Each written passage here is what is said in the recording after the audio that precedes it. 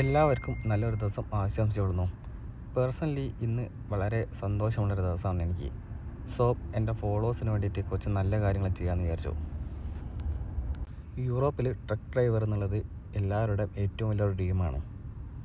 So ഈ വീഡിയോന് comment ഇടുന്ന ഒരു 100 പേരെ ഞാൻ ഫസ്റ്റ് ഹെൽപ്പ് ചെയ്യാം. നാട്ടിൽ എക്സ്പീരിയൻസ് ഇല്ലാത്തവരാണെങ്കിൽ ട്രെയിലറിൽ ജോലി റെഡി ആയിത്തന്ന് എക്സ്പീരിയൻസ് ആക്കാൻ വേണ്ടിയിട്ടുള്ള കാര്യങ്ങൾ ചെയ്തുതരാം.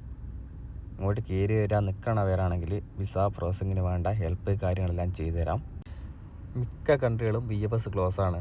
സോ ഡയറക്റ്റ്ലി വർക്ക് വിസ കിട്ടിയതിന് ശേഷം ഇങ്ങോട്ട് കയറി വരാമെന്നുള്ള മോഹം വേണ്ട. പിന്നുള്ളൊരു ഓപ്ഷൻ എന്ന് വെച്ചാൽ വിസിറ്റിംഗ് വിസ.